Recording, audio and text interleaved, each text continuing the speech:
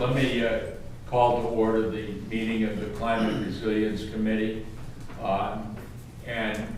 We don't have a quorum, but we can still meet to discuss progress on the report. We just can't make decisions. And I think we've gotten into the practice of saluting the flag, so let's start with that. I pledge allegiance to the flag of the United States of America and to the republic for which it stands, one nation, under God, indivisible, with liberty and justice for all.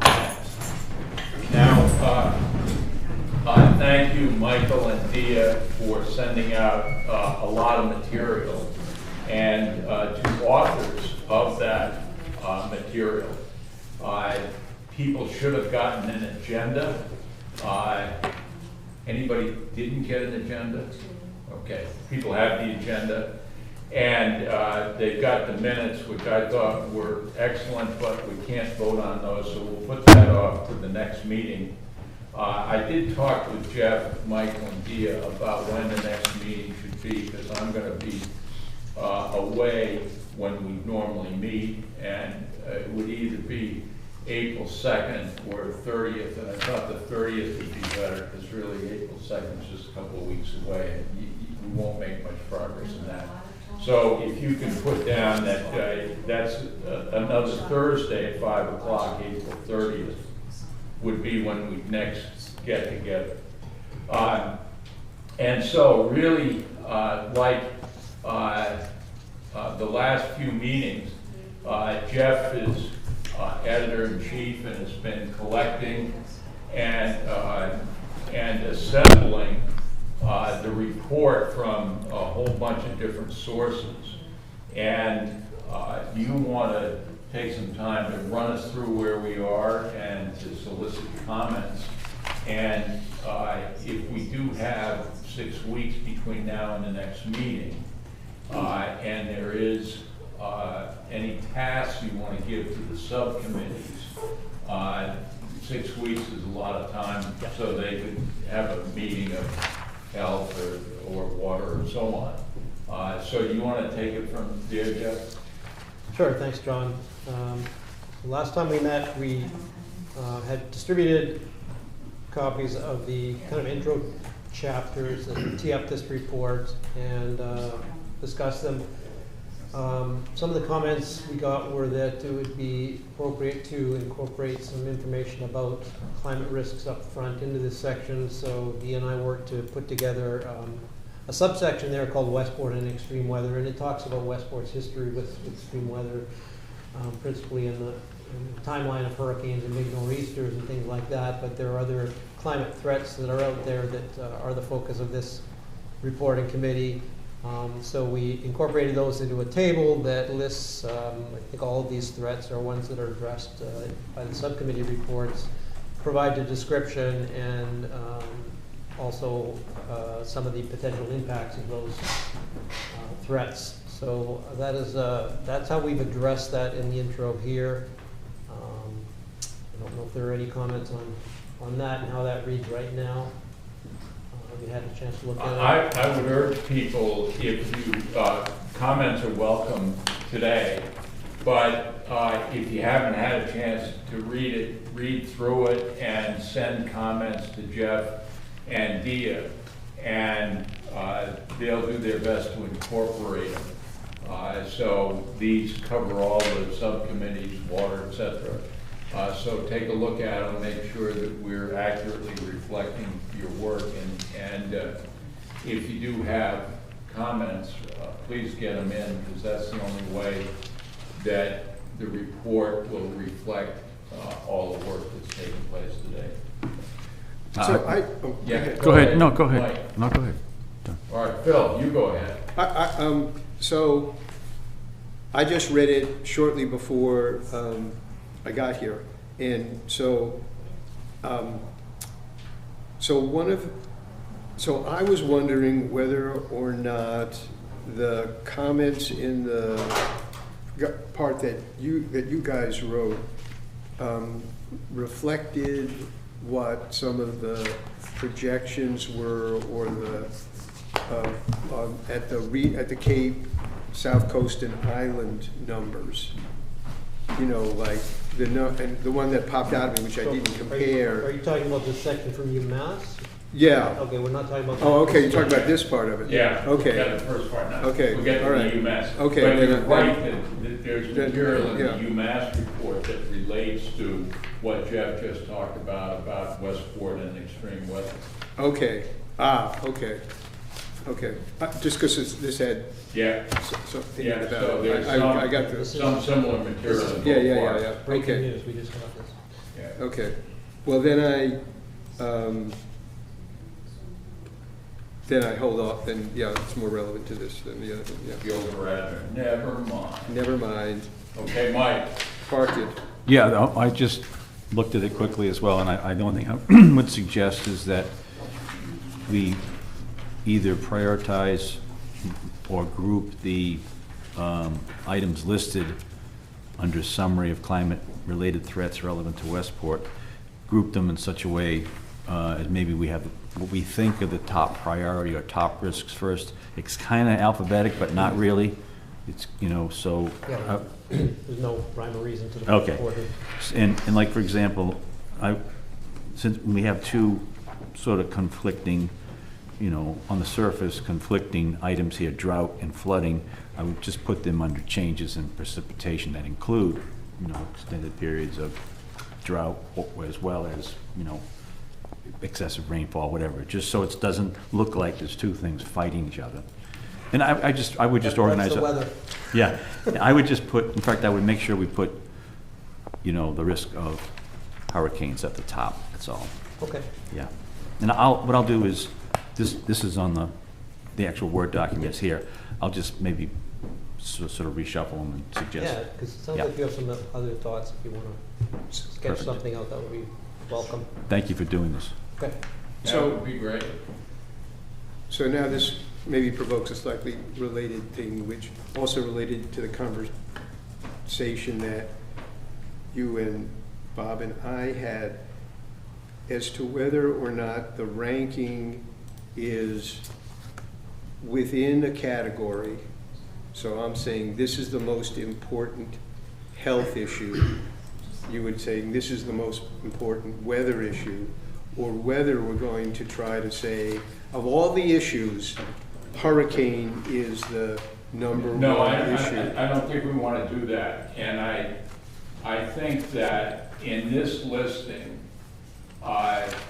we're talking about apples and oranges. Right, How right. do you rank the importance of hurricanes versus extreme heat? Yeah. And why would you bother trying to elevate one of those? They're very different. I agree. So Yeah. so that's why I was asking that, because maybe I didn't hear Mike's comment at the end. They were saying, well, hurricane should be at the top of the list. Well, I'm And talking that's about. what I meant. Yeah, no, Even in good point. here- Let me clarify, a good point, Phil. Okay. This is a list of sort of the drivers from what's actually global warming, right? And we have localized climate change that comes from that. We have sea level rise, we have all these things. And all we're doing is listing them here. And as Jeff said, it's in no particular order, but as far as a public-facing document, I think you want to put what you think. Now, your drivers, for example, under localized climate change, we have extreme temperatures. We're not trying to rank within that, all the things that Okay. come from that, what's most important. All we're doing is presenting the reader with the list of problems that we've considered as a backdrop to Westport. Okay. But I mean, I think the ranking, personally, I don't care what the order is, because they're different. And this is not where we're prioritizing. Where we're prioritizing is a different chapter.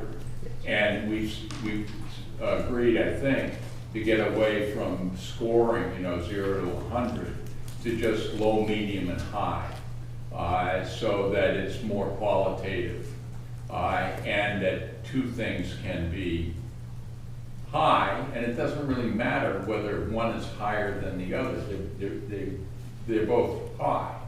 The key is getting the correct assignment of low, medium, and high to each of the threats. But you raised another point, Mike, on drought and flooding. And when you increase the hydrological cycle, which means you get more evaporation because warm atmosphere holds more water, then you get this perverse occurrence of both more droughts because the evaporation sucks water out of land and ocean, and then because it's up there, it's got to come down, so you also get more floods. So what that takes is some text that explains these are not contradictory. These are both impacts of speeding up the hydrological cycle. You get them both.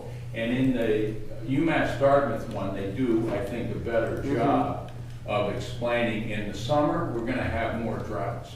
And in the spring and the fall, we're gonna have more floods. But they're both caused by the same thing, which is accelerating the hydrological Well, cycle. I don't want to, I'm not trying to debate whether it's real or not. Yeah. I'm saying that on a public-facing document like that, when you list, here are your problems, drought and too much rain. Yeah. It well, you just, gotta it doesn't explain read it. well. I know. Well, it's true though. So the question is, do you not put it there because it may take a little bit of No, explanation? what I'm suggesting is that if this is a true thing, then then its caption should be changes in precipitation. Okay? So that then you can list the things underneath it. You shouldn't have two fighting categories, that's all. I mean, a perfect example of that right now, and it's current event right now, is look at the drought monitor for the, Commonwealth of Massachusetts. Yeah. We're in a moderate drought, we've got 36 inches of snow. Yeah. And that doesn't compute in a lot of people's heads. Yeah. I was reading that specifically yesterday. No one can really understand that. So I think your point is, you're going to have extreme events, but those extreme events don't take away from the fact that the water table is not getting that water that it needs, in Yeah. whatever fashion that is. So I don't think it's as far-fetched as Mike, as you think, and from an explanation standpoint. I think it's there. I mean, It's a style thing, Yeah. it's not really, Right. yeah. but I do believe that that's probably one of the higher priorities. Yeah. The water for Westport, I think, at the end of the day, I mean, even for her, take a look at that reservoir when you drive by it now. It's not very high compared to where it should be at this time of year. So I think there are water issues, and we'll continue to have those. And I think that's probably the Yeah, number one priority. and in an agricultural community, it's huge. I think the way to solve the problem is not to, I was going to say water down the word, but that would be bad. Not to make the wording more bland, but to explain how you can get both flooding and drought and how they will happen in different seasons. But that belongs in the So, Yeah. UMass chapter. Yeah. so it seems that that you could, my proposed solution to that is the way that Mike characterized it is, it's not so much flooding from precipitation, but it's really these like extreme storm events. I mean, that is, I think that people Yeah. realize that sometimes you have big storms that come along and cause flooding.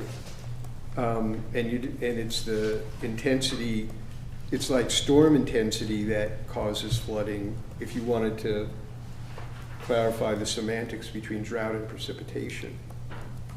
I don't know. Yeah. I mean meaning versus coastal, I don't know. Anyway, I think we should work it through. And I don't care, I'm fine. The point I made about where hurricanes fit was only that I'm definitely not wedded to health being first, as long as the exercise doesn't get into trying to rank them the biggest across. That's all I was saying. I think So, Yeah. so that the last one isn't considered the least Yeah. to worry about. Well, I think Mike makes a good point that people come into reading this report with their own understanding, which will vary in terms of completeness. Right. But most people will, if you say, what is the danger of climate change, you're gonna say hurricanes. Yeah, And so if the first one we list is hurricanes, and people are saying, oh, okay, that's kind of what I think, so I'm on board so far, you know. So I think there is an advantage to starting yeah, where. that's fine, people yeah, find- I mean, You I'm want to fine present with it that. in no particular order, but in some logical Yeah, order. yeah. Yeah, yeah, right, exactly. Fine. I mean, yeah, But I mean. does this generally address the goal of having more about the threats up front? I think so, I think Jeff. so, I I think think it, I think that makes sense. I mean, Sure. you're reticent to quantify them, but Well, it's it's too okay. early for that. Yeah, because we haven't yeah. even discussed the methodology and how we Yeah. do that. And it Yeah. takes a few pages to get there. Yeah, Okay. Good. Well, feel free to review it Yeah. and provide any more comments. yeah, so and does the UMass part precede this, or No, what's the order? No, this is the first couple of chapters. Okay. So this is Yeah, first- UMass okay. is 7, right? Yes. Okay, UMass is Yeah, seven. so- Okay, okay, all Between right. there and between those sections, we have this, I'll call it profile of the 5 resource Right. areas, asset areas, the people and health, the water, the infrastructure. So those have been, you know, pretty well described for a while, but we've had some kind of a wish list of things that we'd like to try and get in there. And Dia has gone through and identified some of the gaps. And I thought it would be worthwhile just at this table to put them out there and see if anybody has suggestions of where to look or who to talk to. Yeah, go ahead. So, one thing we have is, you know, people in health. We have the general, what is Westport's population? What is the trend in population? We've noted that obviously summer population goes up. Is there any way of quantifying that? So, yeah, I can follow up with kind of like census data, but if anyone has any other resources that can indicate summer population total, or we're also looking for any kind of charts that can show the change in summer populations. And then somebody was also asking for predictive populations for the time horizons of 2030, 2050, 2070, which are the horizons that the Resilient Mass and other state documents follow. So, So yeah. there's nothing like the census which measures year-round population for summer. Is that- We have, the Board of Selectmen has used the same figures for a long time. It's all anecdotal, basically. Yeah. And that is that we add Yes. 10,000 people in the summer. Yeah. And the reason we do that, I think, is because, well, because there's some number, right, who knows, but if you get to 25,000 and you divide it by 5,000, that means you can have 5 liquor stores in town. Okay? Now the I truth think there comes- was some reasoning there, that's, Yeah. but I've never seen any proper accounting of our change in population throughout the summer. So is there a way to capture that?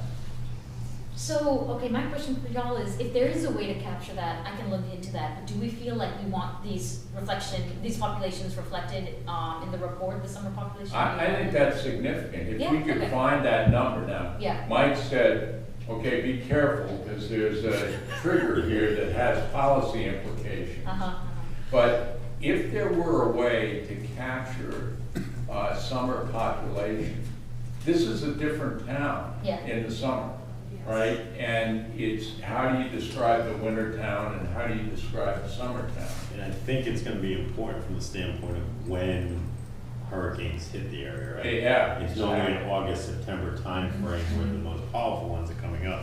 Yeah. So, as a town, we need to be ready and prepared to deal with another 10 or 15,000 residents or whatever. that Right, number because may be. we're a much bigger town during the early part of hurricane season. Yeah. That's a really good point. So So our I just asked my phone what the answer to the question was. And I don't know who puts this out, and it says it increases by 25% by summer residents. Summer population is nearly increased by 1/4 So by that's summer residents. 4,000 Oh, people. there. Yeah, that comes from the town's website, actually. Yeah, Okay. yeah. I was So- gonna It's say, like, sourcing from the town's website. Let's Right. just Something use like I that. saw that too. You- Let's just use Yeah, that. yeah. You could, 25%? you could do that. You could look at the non-resident tax roll. I was gonna ask, are there some kinds of metrics that can go with So town we have departments? we know who the residents are Yeah. because they respond to the census, but we Okay. have the non-resident tax roll, and you could just multiply the number of Yeah. households by Yeah. two It's on our, it's on our and website. see how that works, you know? For an estimate. Yeah. I Yeah. was gonna ask if like beach permits would give me any indication to it, or No, like because trailer that's permits? only, That's only Yeah. just. well, that's summer residents and, that's Yeah. anybody that owns property. So would that give us, if we got all the beach permits, like we could take from our population estimates in the winter, subtract and get another kind of estimate? Well, if you looked at the beach permits that were non-resident, it's a- you could make a guess as to, but not everybody gets a beach permit. Some people go to That's true. Baker's Beach, they don't need a beach permit. Okay, Well, gotcha. and just a side note, I know we have members from 37 states. Okay. Wow. We can get to approximations and then we'll Yeah. have a more It's more, educated guess instead of just what the AI says. So Yeah. I'll look into both those, the non-resident tax roll and non-resident beach permits just for estimates. Yeah, well, I think it would be good to see if we, through whatever, but I think Mike's suggestion on tax rolls, you know, which is everybody versus census, which is some people. Try to find occupancy data Yeah. and, Because you gotta figure out And how many lodging. people per house. I don't know if the, Yes, please. yeah. No, No, not in building, I just, maybe you could send an email over to, if someone has a contact with any of the hotels, see what their typical summer occupancy rate is. I don't know if they'll respond, but. Mhm. Well, from the census, you get number of parcels and number of people, Mhm. right? So from that, you get average number of people per parcel. And then, right? Yeah. Average household size. Or Yeah. average household size. And then you might make an assumption that that would be similar in the summer, Mhm. although summer might be bigger because it's family together and stuff. But then you could get from the tax rolls, the summer population, and then you could apply, you know, if it's 2.5 people per house, then you'd multiply times 2.5 and you'd get summer population. But I think what we're saying is that gives you one source for summer population. Mhm. And if we had 3 sources for summer population, we'd probably get a more accurate figure. And I don't know if you know of any other town planners or administrators in any other communities on the Cape. I'm sure from an economic standpoint, Yeah. they've done similar sorts of modeling or how they were able Yeah. to address that, Great either idea. outside of the tax rolls, but I mean, I'm sure you go out to whatever, Sandwich or any of those communities are born, and I'm sure they've probably done something because it was beneficial to them in the government standpoint. Let's that they just made- keep on, we've got a lot of gaps and the report Yeah. doesn't live or die on this one, so, Yeah. don't go to the end of the earth. We can ask some people though, I mean, we can ask the RDA. Keep going then. We were just talking to Jeff. someone So- from Gloucester. Keep us You mentioned population projections, and yes, the climate projections go out 2030, 2050, 2070. Is there value to us having projections for Westport in terms of population, and if so, what are those? I found one projection in the housing report, which shows actually population declining from 2020, 16,339 down to 15,468 by 2035. That's almost 1,000 people lost. I'm not sure what's driving that, because it seems to me 2020 was just before COVID. COVID facilitated a lot of work from home. COVID facilitated a lot of people transitioning to permanent residency in Westport and deciding Westport would be a nice place to work from home. So I don't know if we're going to see population decline, but I don't know of any other projections or ways to make That projections. projection was pulling from the decennial census, so the American Community Survey released 5-year estimates just, I think, last year. So maybe you could do a projection analysis with the ACS survey data, although it's not as fine-grained as the decennial census, so we can look into it, but there may be a way to get a more refined number for you. And again, I don't think the report lives or dies by Sure. it. Yeah. But, okay. what's next here? Well, the last population, the little figure that I still haven't gotten is households in the flood zone, properties in the Yes. flood zone. I think that's still important, so I feel like Yes. that's a GIS estimate. I would So- just put the flood zone Yeah, over the parcels and should just. be easy. Can the GIS spit out those counts? Yeah, and we can even use it as a map if we wanted to, but, Wow. that can be something, yeah. But that's on me too. Okay, great. And then, That I think is important. the next section that I thought there was a gap is vulnerable populations and neighborhoods. This is kind of a subsection of the people in health chapter and what's at stake. So Kim Patella brings up a good point. For this section, are we gonna focus just on the EJ population or on vulnerable populations present in Westport, including veterans and the older aging population? What basically happened in this part of the report is we talked about the EJ population, and then it ends with the section on elders, and Kim's like, I feel like this doesn't flow with the report, I feel like it should just focus on EJ. So that's up to the committee. Should that vulnerable populations and neighborhoods section kind of just be an EJ population subsection, or should we highlight what the committee thinks are other vulnerable populations in Westport? I think in the current draft, it starts, this section, certain populations in Westport Yeah, may be elderly, vulnerable. low income, right. Right, so it talks about vulnerable populations, and specifically talks about how the state identifies EJ populations, and that we have one. But I think for purposes of the report, we're going to be going back to, you know, is this a threat that affects particularly the elderly or young Just children? Young, yeah, right, pregnant women, like the very young, the very old. Well, I thought our EJ area is only EJ based on income. Yeah. Right, which is then, whereas the other categories that we're talking about, you know, span the whole income range, but not to say that people in lower incomes, you know, might be more vulnerable because of access to healthcare or other things, but just in terms Yeah, of. well, I think it's everyone in the EJ area is vulnerable because it is, as you say, poverty, and that is Yeah. a big disability. Yeah, But then you want to add to that, as Westport is an aging population, elders, and when you're talking about being able to escape a risk, disabled people. So the Right. Commission on Disabilities might have a list or a population of that. And you, obviously you find seniors all over the town. right. Same with people with disabilities. So you would try and figure out, do you add those things together? And then you might get duplication because there are elders in the EJ area, you know, that kind of thing.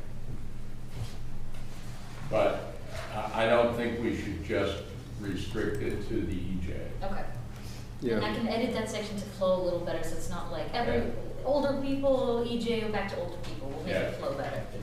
I think, And reach out to Commission on Disabilities too. and I think that the issue you have, as John pointed out, you have the demographic you're dealing with is spread out throughout Right, the entire exactly. town. And we saw it with this last storm. We had people that were down private lanes that either couldn't access healthcare or get their medicines or various other things. And that was all throughout the town. Yeah. You know, Pine Hill, Maiden, Yeah. was North End, South End. So it's difficult to figure out where those vulnerable people are because it is so spread out and there are people that are in so many different areas. But the perfect example is what we just kind of experienced and just kind of firsthand. So, you know, I think of the vulnerable with respect to their location, but I know we're talking about from their demographic standpoint. I mean, obviously the vulnerability is with larger storms closer to the ocean, but so what you're pointing out is going to be difficult to kind of pinpoint because it's spread out throughout all areas. Yeah, it's- What's next, Jeffrey and Gas? How many miles of shoreline? Right, 45, water-related 35? resources. There are just a couple things I think we could add to water-related. One, there's this whole issue, 45 or 35 miles of shoreline. Somebody called us out that we had too many things, so we have to address that. I thought, if anyone from the water subcommittee and I can also do this too, I thought it might be helpful to just have a line or two about our cold water streams and a paragraph on Duval Forge and Allen's Pond.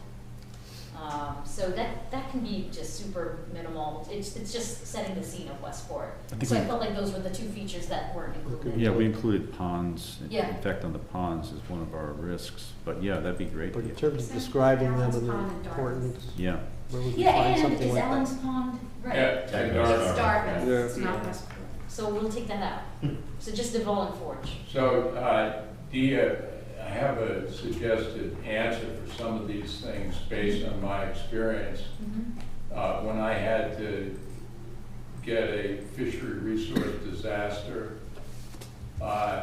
enacted, they said you have to provide an economic report. I was working at the Commerce Department. I said, great, the Census Bureau's right downstairs. I'll just go to the Census Bureau and I go down, get somebody, said, how many fishermen are there in New Bedford? He said 200. So I go back to the assistant secretary saying the census is not going to be helpful. And he said, all right, well, if you're having a hard time getting information, then here's my advice, guess. Oh, Now, another word for guess is estimate. And you are a government official. So when you guess, estimate, it's an official government estimate, which sounds a hell of a lot better than guess. yeah. So sometimes you're gonna, like the miles of shoreline, Yeah. I thought that's where the word guesstimate came. This might apply to the shellfishing too. We might need slightly updated shellfishing. I think I reached out to DMF and they didn't say anything as of well, Well, they yeah, count but Bill licenses. might know, Yeah, I don't know. our guys should know. Yeah. So just going back to, so we're talking about describing these resource areas, right? So Yeah. we've got a discussion of the river, we've got a discussion of the 8 miles of ocean shoreline. We don't have anything currently talking about the cold water streams and their significance. So like, you know, the question is, where could we turn to for some information about that? Does anybody? but we can. Why can't We AI? know, I think- Yeah, we know which streams have been designated cold water streams. Right, We know right. why what the significance of them are, and, Maybe yeah. if I reach out to you And with it a just- template, you'd be able to, like, Yeah. populate it, I can put it back in the. yeah. Okay, Yeah. sure. Can't If you- AI look at a chart or a map of Westport with the river and the shore, and then you say how many miles of shoreline Oh, in I was this going, map? I think I can confirm with the Watershed Alliance too, but AI can probably well, do that as well. There's a number, I just wanna- it's not, that cold number's in water a number of fisheries, places, you and it's not important that it be precise. Yeah. The no. shoreline number is not important? It's Just be okay. The consistent. shoreline No, number it's is Just not, be consistent, It's yeah, right, huge, so. yeah. it is. let's just say for cold water fisheries, you just go up and talk to Chris Capone. Gotcha. He has that, yeah, Sure. so we know that, yeah, that's all that. I thought it was just Angeline and Cornell, I'm wrong, there are more than. No, it's about 7, Yeah. 7. And it's half of the, more than half of the cold water streams in southeastern Mass. Then the last thing for water is, I just saw there was some really key information in the infrastructure's groundwater section that I thought, we could reflect in the existing chapter. There's already kind of a lot, so I don't wanna over inundate the section with too much information, but since we're still in the draft phase, I'm like, okay, bring in what's relevant first and we can pare it down, Yeah. make it better, so we can do that part too. Now onto the infrastructure section, here's where I'm struggling filling the gaps. I'm working on something with the dams with Jeff, so I'm gonna leave that out of this discussion, but I do, for Eversource and National Grid, I got the National Grid customer count, but not the Eversource, so I'm like, do we wanna reflect just one half, not the other? Do we wanna make a guesstimate based off the National Grid numbers for What's the Eversource? context, do you, with the? This is the infrastructure chapter, we're just kind of laying out who services what for utilities in town. So I have customer counts for National Grid, but not Customer Eversource. counts. Yeah, public We've utilities. asked Eversource. You have the number of accounts, is that what you're saying? Or I have like the customer count for for National Grid, Westport National Grid customers. It's 993 households. But don't we as a conglomerate buy our energy, doesn't everyone have to opt out of that? Couldn't you use the Constellation Energy that, or whatever it is that we do every year? Okay, wait, Right. Is- I will need direction, the constant, what was it So called? right now, Westport kind of aggregates all their power customers, no matter if they're in Eversource or if they're in National Grid. So a letter goes out every year and you actually have to opt out of that. So Right. the majority of the people, I would think, probably stay in it because it is actually ends up being cheaper. So I just don't know, I probably should, but I don't know exactly who puts that out or who controls that. But I mean, I'm Okay. sure whoever we have the contract with, they send a letter out every year. They could tell you specifically how many have opted into it and, or have been opted out of it. They're gonna know the numbers because they know who opted out and they know who was in it. Right. So that'll give you the total number across both Eversource and National Grid. Would I be contacting this third party we were contracting with, or is this somebody Yeah, I'm within the trying to town? think. Okay. Or the other would be Who helps Department of us Public with the green Utilities. communities designation? I can't remember. That's who does it or could do it. Who, Fine. who should have that Okay, information? that's probably your easiest because you never, big utilities probably. The green communities designation? Yeah, Yeah. I have her contact in my email, I'll just have Sure. to make it. I want to go backwards for a second, back to water. Yeah, I don't remember the exact percentage, but I've heard from the Buzzards Bay Coalition that Westport has half of the marshland in Buzzards Bay. And as that is one of the things at threat, I think that information about,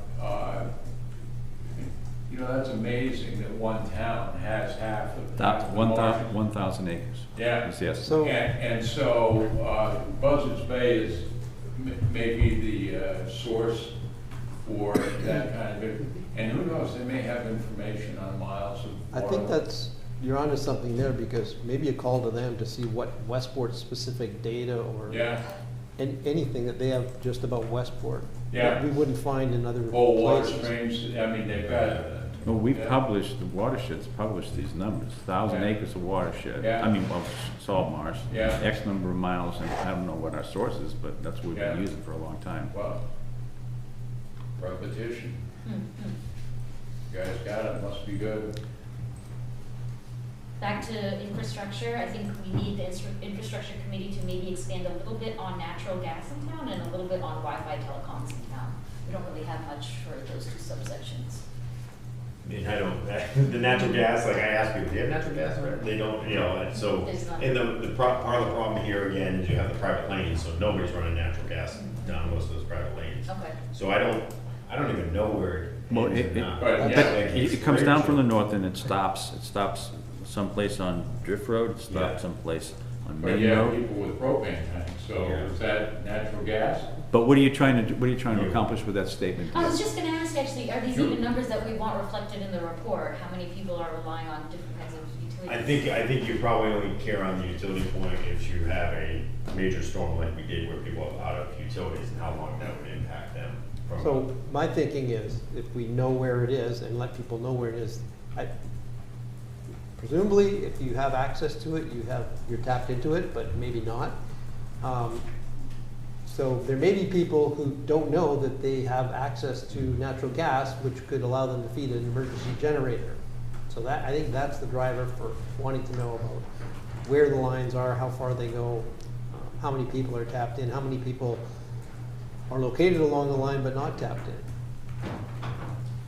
And that would, the utility should be able to provide. you. And We have tried. And we- Yeah, we've tried, they're very, That's Liberty, right? That does Liberty natural gas. out of Fall River. Yeah, but you also have propane.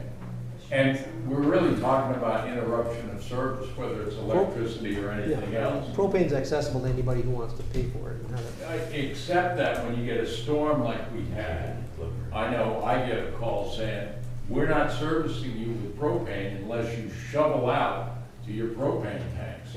And so if you can't shovel out, there's a potential for interruption of service. Yeah, but I think the point is, there may be people in town who don't know that they have access to natural gas and could put in an emergency generator.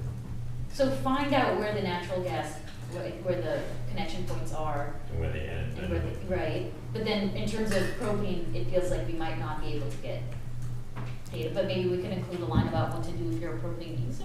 Propane is everything else.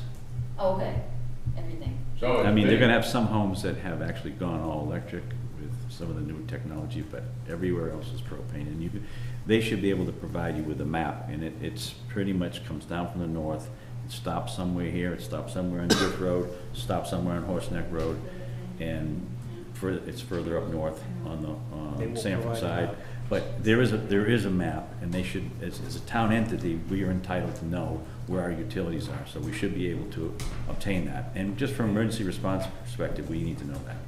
It may be easier if, I know the private entities that do the consulting for the dig safe that are always coming out and marking, maybe that's an opportunity for you to reach out to them. They might have an easy map easily available. Yeah, Since you are good idea. a government agency, you can reach out to them and Yeah. see what they say. Good idea. And then how about Wi-Fi telecoms? Do we feel like the infrastructure committee would be able to maybe give a paragraph on that, or do we want to maybe take that from the? Well, we had a committee on Wi-Fi and internet. Oh. I don't know when the last time was they met, but they must have collected some information, and it was a town committee. So there is high-speed fiber optic running around town here. We don't, I'm looking for some description of that system. Actually, the more I think about this project, it seems to be, it would be a huge benefit, obviously, to the community, finding out all these. Yeah, You know, it's always been anecdotal as to what's Yeah. what's the, do we have natural gas, do we have that, where's what, so I appreciate you putting the effort in on this. So a description of the high-speed fiber optic system, which, Yeah, and is that uninterruptible? Does that continue despite electrical power loss, or? And the problem with that is we're probably mostly Spectrum or Charter, whatever they call it, Spectrum now. I mean, if line goes down, right, if your electricity goes Yeah, I down, you know lose your line. they run along the power Yeah. lines. Yeah, but if you lose the power, then you lose your modem, so that's part of the problem. who else would I connect with that, besides the Wi-Fi committee? Who's the provider? David Cole was Spectrum, but Spectrum. on the committee. good luck with that. Okay, yeah, I'm assuming it's gonna be the same as reaching out to these other guys, not much. That might be Yeah. worse. And it's probably, they would consider that proprietary information, like how many households are you? Yeah. Well, but there's no competition for them to lose. I it. know, but still, just as a matter of, you know, But the cable committee would have a contact that they deal with Yeah. to do the contract each year, whatever, however often. Okay. Connect with them as well.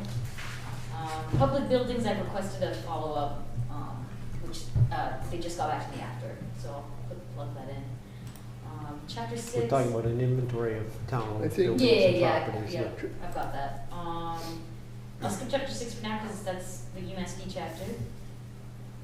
Once we review chapter 6, I'm wondering how our chapter 7 as it exists kind of can combine or be absorbed into the UMass chapter, because that talks about how we in Westbrook can be impacted, which I'm pretty sure chapter 6 and chapter 7 have like the same intention, just what is Westbrook facing? What are we affected? Yeah, I So think everything's being folded into the Right, US chapter. Right. Then there's another, now as our convention's getting a little out of thing, it's again listed as chapter 7, but this is assessing risk to Westport. We need an introduction to the risk assessment methodology if we feel like that's relevant for people to know kind of how we approach ranking these.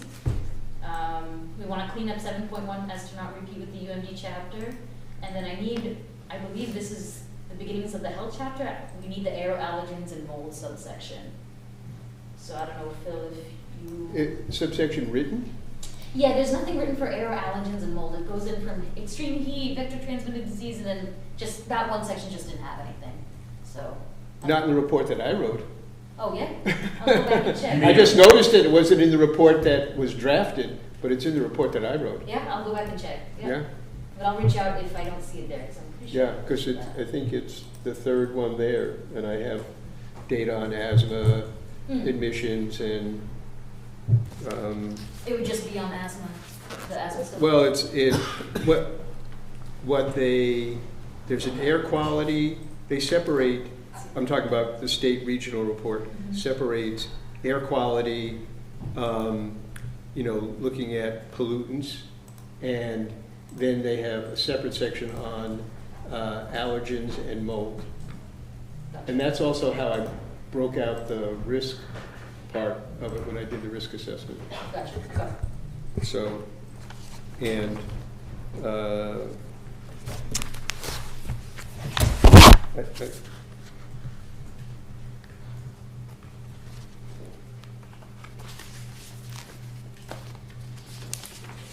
I can loan you my version, I'm sure, I can pull it up. but I think you should have an electronic version of it. Yeah.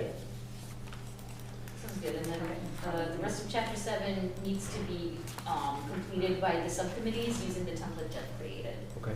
And then the last thing before we move on to that template and chapter 6 UFD is just, chapters 8 and 9 are about strategies to reduce risk and goals and actions, so just like, you know, let's identify our So- recommendations and what the difference between 8 and 9 is. Yes. So. So, let's talk about item 5 here. So this is a template for the write-up on assessing the risks. And we've gone through the scoring, and I think we have all the scoring now. Now we have to present the results in this report. And I don't think it needs to be really long. We have a brief introduction, how did we do it? It's about 10 lines, 3 bullet points. And then it goes section by section, people in health, infrastructure, water, etc. So the people in health, you know, Westport residents, including visitors and non-residents working in Westport, may be at risk from a range of climate-related threats. The primary threats evaluated are shown in table X, along with the CRC's assessment of the risk. So that is these tables that we kind of mocked up, right? Yep. With each of these risks and the rating, and it'll be color-coded, high, medium, low. So, So what I see is in health, there are about 10 or so climate impacts which are rated high, medium, and low. And then water, there's 15 to 20, but I don't see the ratings for that yet. no, and I didn't really want to get into the ratings themselves here, but Okay. more in how we present the results. So each of the Gotcha. subcommittees has the ratings as they stand. Yeah, I think we need a brief discussion of each of these impacts. So for health, there's 10, let's say 10, a brief discussion why it's rated the way it is, some kind of justification. All right, and I think we have that. But I think I tried to give that to you. Yes, you have. Yeah. And I'm just asking if we send this template around to each of the 5 subcommittees, if they could take the ratings and drop them in here and then pull together that justification. That one would, sentence or two on each. whatever it takes, but that would Yeah. really help us, you know, having to go through and do it for each of those 5 sections. Yeah. And do we have the impacts on agriculture and infrastructure and historic sites? We've got all those. So it's just a question of dropping in the high, medium, and lows, Yes. and then explaining each one. Yes. Okay. So when I did mine, I had a comment on the categories of coordination and government resources. And I left those blank in mine because Or every one. there just should be one. Yeah. I mean, I put something in because just from being on a bunch of different things, you know, but particularly with the Board of Health, I think there's really good coordination Yeah. among that. But in terms of the government resources part of it, I just think if we were going to try to describe that as a committee, it should be a committee, because that's all about the money, really, in part. But I just didn't think that it made sense for the different communities, different subcommittees What we're looking to rank for is those on the different. resources, is if this threat could impact town resources, either by taking properties off the tax rolls, or due to damage or loss, or by requiring, you know, a major outpouring of resources to Right. respond and recover, right? Right. And then the coordination is, do we have adequate skill set in town? Do we have enough coordination with the state state resources and among the other departments. Right. So if there are gaps there, I think, the Well, significant ones ought to be flagged. Yeah. Of course, we're small, I am we just, have- I was just, so to speak, admitting, I don't feel personally competent to answer those questions. But if you put together, like some of the criteria that, like I would never think of taking taxpayers. I mean, I wouldn't even know how to get there without the data. I mean, to actually come up with, okay, let's assume that a certain number of people died in a, in a hurricane or a flood. I mean, it would seem to really get to that kind of quantitative analysis. I mean, I would not know how to do I that. think we should only elevate it, from Yeah, average to high if there's an obvious. yeah. Well, Significant. anyway, I was just trying to pass the buck and just say, anything I put down would just be purely speculative, except for my experience, which is, I know the Board of Health coordinates really well with police and fire and those kinds of things which you would think of, and generally speaking, the town administration and the planning board, and I mean, so there's a lot of communication that goes on, so I feel really comfortable about that part in saying that, at least as far as Board of Health and Concom, and those, people who work in this building. But in terms of analyzing the resource part of it, which I think is really important, I don't have a handle on that. But to contrast that, maybe something like groundwater saline intrusion is something that is kind of on the horizon. We haven't really dealt with it a lot. We don't know what other people are doing. We don't know how we would address that. That may be a bigger gap. Well, I did enter, I won't go, I did enter an opinion about that, which I didn't know whether water or infrastructure necessarily agreed with, but I had my own opinion about it, as to, as to where that, Yeah. where that ranked, so. Jeff, I'm maybe not understanding this. Take extreme heat. The impact from extreme heat is individuals die. But is there an impact on the town? Well, you've got to send an ambulance. But it doesn't affect property values. And it's an extreme impact, but it may not be an extreme impact on the town. So, so what are we after here? Only if it affects the town? Because somebody dying of heat stroke doesn't really affect the town that much. Right. But it sure as hell affects the person who dies of Right. heat stroke. Right.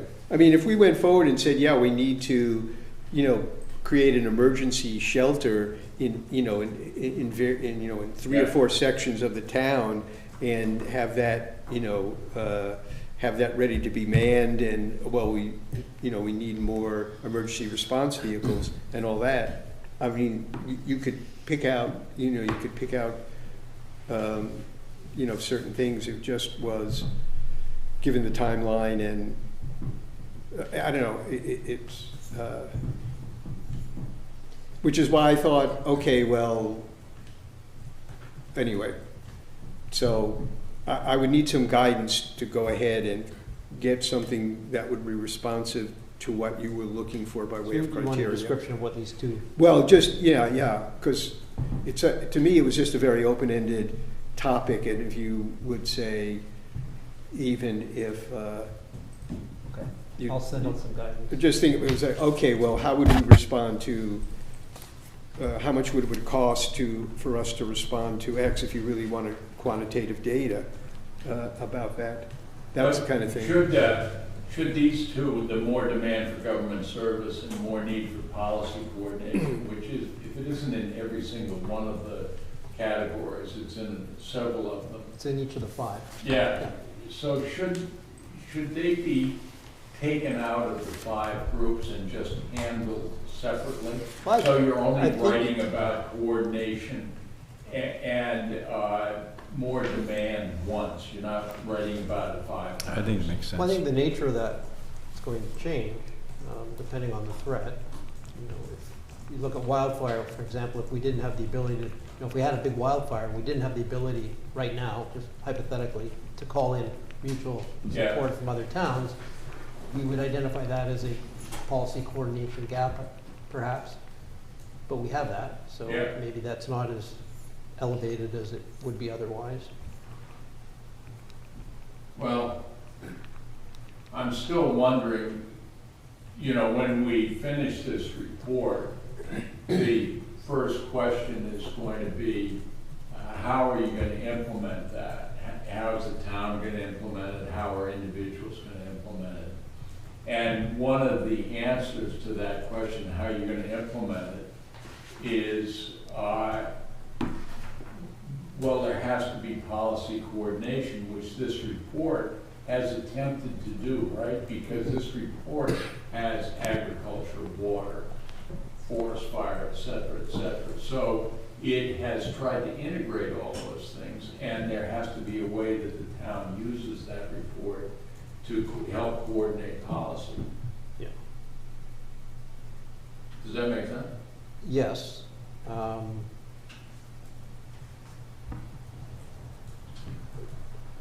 just saying that in these sections, we're trying to identify if there is a fiscal threat to the town, or if there is a threat that is due to a lack of well-developed policy coordination.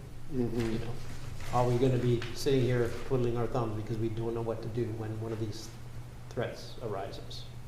Or are we reasonably prepared, we've connected with other resources, we kind of know what to do? And I would say unless there's an obvious gap there, let's not make everything high, high, high. Don? Just as a resident, looking at the coordination, using the snowstorm as an example of that, and what resources were used, and what was maybe missing. I think that if we use that as an example, that will help us sort of formulate and instruct the select board, the powers that be, on how they need to prepare. So I would have a conversation with whoever was on the team, the disaster team at the time. I think it was the chief of Yeah, the the fire emergency department. management study that just got published, right? Yeah. Right, and then talk to the new town administrator who helped orchestrate everything and worked with his communication to get supplies that were needed. Yep. So I think that would be a good example to use as we're formulating that coordination of service piece, so that we can then guide the select board on what to do and not do in the future. Well, maybe, we've talked about how there are 3 reports that are related. The hazard mitigation report, the emergency management report, both those are done, right? And our report. And so, could you say that the emergency management report actually lays out how the town does policy coordination? And would we refer to that in the climate resiliency? Right? Yeah, Use that as the. Yeah, so we don't have to reinvent that. Exactly. We say policy coordination is the justification for the emergency management report. Right. We don't need to duplicate it.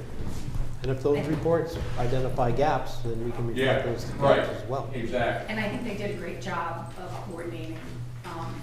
And certainly if people in the community felt otherwise, we want to take their feedback and look at that as a way to proceed to fill in some of those gaps that you're talking about. All right. Chair, I just had a Yeah. thought on something Yeah. we covered before, and this is for Dia and Michael. The Massachusetts Department of Public Utilities might be a one-stop shop for both the natural gas and electricity. Yeah. And I'm not saying just call them directly, maybe reach out to Senator Roderick's office. Yeah. I'm sure they'd have someone that can communicate with and put you in contact with directly, and it may take care of natural gas and electricity all at once, so you're not chasing all that kind of stuff. But I would start with Senator Roderick's office. Yeah. They'll direct you, or probably have a good contact there for you. Here are the questions we have, and we think DPU might answer them, but if you could forward these questions to DPU, we'd probably get quicker and better answers. Yeah. It may save you time. Yeah. Sounds good. Donna? And looking at this and as a resident, sometimes the things that we put in here as a resource are no longer a resource. So I'm just looking at our in health, that we identified the Are You OK program. And my understanding is the sheriff's department is now removing funds from that, so that won't be available. So I also think that that's one of the things that, and that's recent, it was just recently posted. So for us to also be aware before we go to publish this, to make sure those resources we're identifying are still funded. Yeah, I think you saw it should be done by local police departments. So this conversation reminded me of the point I make is distinguished from the example maybe that I gave, which is the activities that would require, from a health perspective, like just more infrastructure, like heating, like cooling centers, or vehicles. But then the staffing part of it, in terms of resources, just again speaking from the Board of Health's perspective, which is that if we were really going to take climate change as a priority for us to plan it and implement it, there just simply is not enough. Right. We would have to You're have getting a into the dedicated solutions person, here. depending, to say, yeah, this is your job, this is your responsibility to do this, or to work with other people in the town, to implement these things. And so, But this is addressing the baseline level of the threat. Yes. Does it have the potential to significantly impact resources? okay, Not- all right, Not do we have the funds to go forward and. okay, I find see, solutions. okay, all right, okay, So just going back to this, yes, let's finalize the rankings. yeah, And let's ask each of this is the ask between now and April 30th. Yeah. For each of the subcommittees to use this template, Mhm. drop in the threats mm-hmm, here and their assessment, and then to write a brief justification of why this is high, why this is medium, why this is. okay, all right, mm-hmm, We'll send out a reminder email with the template and the rankings, so, okay, yep, Mike? So with a number of the committees, like infrastructure, Bob Daly's gonna write down his thing, and then he's gonna talk to himself about whether he thinks they're right, Sounds like it. right? And same with Wendy Nicholas on historic sites and structures, she's gonna write it down and then talk to herself about it. You've got a really active and larger committee, so I don't know whether you're gonna put draft ranking and then send it out to people by email and say, what do you think? Or whether you want to have a meeting. That's what you're looking for, is a ranking of our issues from our committee. I wouldn't say it's a ranking because Just it's high, high, medium, yeah. and low. Yeah. So there might be several highs, and so I'm not, Yeah. we don't care about among two highs, which one's more Yep. important. Okay, So if you already have your rankings and you've shared. well, we had them our with- rankings, but we added a couple at the end, that never got Okay. addressed, and we used to use a numerical approach that really didn't distinguish, didn't have demarcations for high, medium, and low. Yeah. We'll do that. Okay, fantastic. Okay. All right. So that brings us to the latest piece that we've got in this chapter 5, climate change impacts in the town of Westport, Mass, prepared by our friends at UMass. And this is about, I believe it's 9 pages with some charts. Maybe 8. Has anybody had a chance to go through this? Yeah, Do we have any I had one of reactions? the same comments you did on the paragraph on temperature predictions, where it was confusing, the bottom of that page. Coastal areas are expected to have between 25 to 30% days per year, which doesn't make any sense. Is it 25 number or 25%? And days per year of what? And by when? But you had a bunch of other comments too that I thought were really good They did. on this. I think their charts are good, but like you, I think if they could be made a little bigger, they'd be more informative. The flood zone stuff, for example, you need a microscope or a better color to really see what they're saying. Yeah, that was, this is where I think we either don't use these exact charts, but we take some of the numbers and make them more graphically appealing and intuitive, because these are very scientific, seems to me. Well, I think, we've talked about how when you do projections, we can get, there's one on whatever page it is, temperature predictions, observed and projected temperature change, that shows, 1900 to the present, and then it projects out to 2100. And so you can see in the orange dashed line actual readings. And then you can see lower emission scenarios and higher emission scenarios. And where we've gotten bogged down in the past is people arguing about whether we should use a higher emission ratio or a lower emission one. Yeah. But this chart, when you look at the orange line of actual data, it seems to track more with the higher emissions than it does with the lower. But, different people can look at that chart and see and draw their own conclusions. But it's useful because it marries historical data with projections. And I just, you and I have talked a lot, Jeff. We don't want to get bogged down on debates like that, but I think this chart, The chart's excellent. You know what the problem is? We can't do that chart for sea level rise. Yeah, oh yeah, Why is that? because we haven't had much sea level rise. Because it would show that the sea level rise is not even on the low projection. Yeah, So I would suggest that, quite separate from this report, that maybe you, John, as the chairman of this committee, reach out to, I don't know if it's Energy and Environment that puts this stuff out, Jeff. It just asks the question respectfully, when will we get an update? Because 2030 is only 44 years away, and that is, we're 80% into a foot and a third expectation of sea level rise, and we have actually 1/10 of that. well, So maybe. what should we be Yeah, maybe we could ask Nefelli and, through her, everyone at UMD, because we've got a lot of smart people there.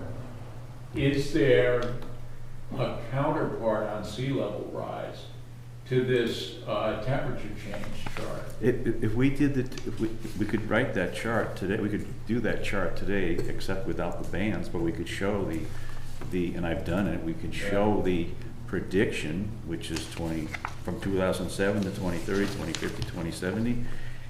It's not tracking at all. And so we can't show that chart because that's why I'm suggesting that we respectfully ask the state if and when they will be providing us with a more updated projection. Well, just on that point, there is, they're doing that, they're planning to do that in 2026, update the 2022-23 reports. No, but this is a report that is from 2008, Yeah. 2007. Yeah. They're still using that projection. Yeah. If they're going to change, see. Yeah. if Well, they're I going don't to know. change Yeah. to a different model, Yeah. it would be wonderful to know that. I think I see. because UMD is basing so much of their information on state stuff, it may be, I think I'm gonna write Nefelli and say, when is the next update? And Perfect. And everybody likes the chart on temperature change. Is there something similar on sea level? Because the temperature change just shows facts and two projections, and people can look at the chart and make up their own mind where it's at. Do we have something like that on sea level rise? Perfect question, John. Yeah, and And because they're plugged into the state, being a state institution, they may say, here's what the chart looks like, and there's an anomaly, or they may say, we've got an update coming in 6 months or whatever. But I'll ask them. That's awesome. Just to go back to the temperature piece, which is what I mentioned before out of sequence, is that, and it relates, to what, that paragraph that you were talking about, and my question related to the regional numbers, because wherever it is, because I have my report here. It's like the second page or third page. Yeah, no, yeah, on this, yeah, but I was just looking, because the regional report, for those days over 90 has, in 2030, there are 4 days, and in 2050, there are 9 days, and, in 2070, so they have real numbers from 90, 95, and above 100, and it certainly doesn't translate, into, the numbers that are reflected here. So it seems that it is worth asking them how that correlates. Phil, if you want to provide a comment on that and link to Yeah. the state coast and islands Yeah, report, yeah. we can find out. Yeah, because they have that, what do they call it? Dashboard. So these are the dashboard numbers when you plug in for Westport. This is what comes up. This thing that I put in mine. Yeah. And I think this is, anyway, yeah, so. So, And then it raised me, well, should I put this in the report if they're gonna, how much between what I have in the report for things like this, and which is more an editorial kind of thing. So John and I have already got some comments and questions, and please review this. And Mhm. if you have others, let's get them in as well. She's indicated they're willing to Yeah, try yeah. and address them. So maybe it's semantics. Yeah. Okay. It's a funny story about this chart, which I won't bother to bore you with now, but it had me calling the head of the EEA and telling them that there's 2 reports was contradictory about this chart. They had to change it. I don't think they ever did, though. They admitted, they told me that they were going to change it. but they And never did. I'll just ask too, are there other charts or illustrations, like what is sea level rise? How does that, Mhm. how does that impact us? That we would like to have in here, because there's still time to get some charts generated or illustrations drawn. Yeah. Okay. People want to see pictures. I included a historic sea level chart in my pre-report, or my problem statement, which basically showed sea level rise over many thousands of years, but it had leveled off until very recently, in this interglacial period. So, but that's not going to help you. It's a good chart, but it's not going to help you with this chapter. All right, what else you got, Jeff? Was that I it? think we talked about a lot of the gaps, and I think the GIS stuff is going to be really helpful. So should we send out a recap of the gaps we still have? And Sure, I can send that out, because I just sent that to Jeff a couple hours before the meeting, so I can follow up with everyone on kind of what the subcommittee next tasks are before April 30th, the existing gaps, and kind of, mostly it's me, but like if there are some subcommittee help that I need, and the UMD chapter I can send out. if there were actions we identified here on those gaps, let's put them down so we don't forget them. Yep. In terms of graphics and images, I feel like we don't, my personal opinion is, it doesn't seem like we would need to, I feel like we have time to get the right selection of graphics and charts for this. I don't feel like we're on a time crunch, is my impression. Would you agree, or would you feel like there's a crunch? Because we haven't set up for our final formatting or anything, so I feel like once we're setting up for final formatting, that's when that and graphics to be included, but we're not really close to that step right now, so to me, I feel like that's one thing we can take a breath on. So it's tables, graphs, and photographs as well? Photographs, yeah, I've already started, we have a drive with them, Yeah. but I would definitely like to see more. Either from committee members or just members of the public, really. So I know, I don't remember when I read the latest iteration of agriculture. If you could send me that, I'd appreciate it. Okay, sure. But when Joseph did his presentation at the Grange, he had various recommendations. And like one of them was, don't leave fields fallow over the winter, plant a cover crop to reduce erosion. That's just one recommendation, but what he also did, which I thought was really important, was he then had photographs of farms that are doing that in Westport. And so sometimes when you have recommendations, people's first reaction is, oh, you can't do that. And so when you get to that, if we have photographs of, actually, it's being done here already, it boosts people's confidence. Oh, we can do this because other people are already doing it. Right.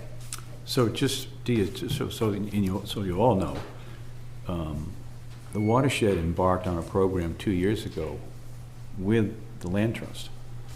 And we are paying for the seed and a partial payment for the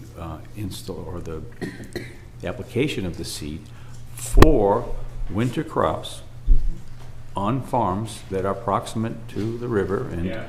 and where they would otherwise not plant a cover Yeah. crop. And that program is somewhere around 70 or 80 acres that we are involved with Yeah. right now.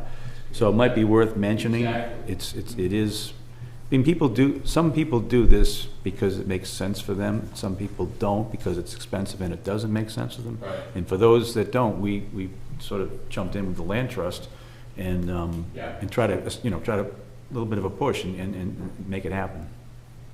And then when you do stuff like that and it ends up in a report like that, then it allows you to go to some local foundations or Pecos or something and say, hey, we did 70 acres for this, just think what we could do if we had, 3X or 4X in terms of resources to buy seed. Theo, to answer your question more directly about when a good deadline would be for this, I think this is going to give a lot of lead time, so don't procrastinate. But I think by December of this year, it would be nice to have this finished because we're going to restart the master plan process. Yeah. The master plan is going to be over 10 years old. It was started in 2014. So when you say, I agree with you, It would be nice for this to be knowing that completed. the master plan process, which is going to consume a huge amount of your time. Probably about 2 years. now, Yeah. too. And during that 2 years, it's going to consume a high percentage of your capacity.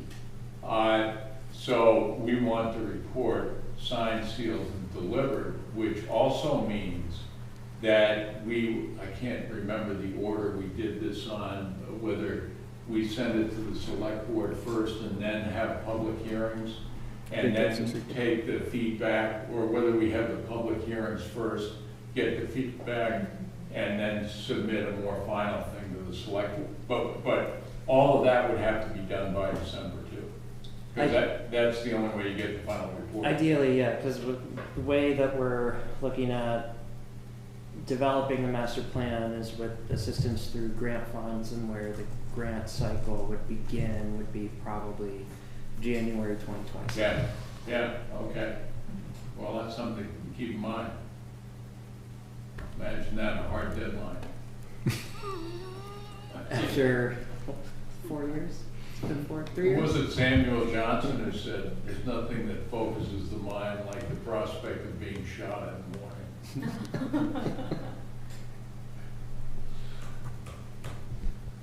All I right, think that's all we got. okay. All right, we're adjourned until the 30th.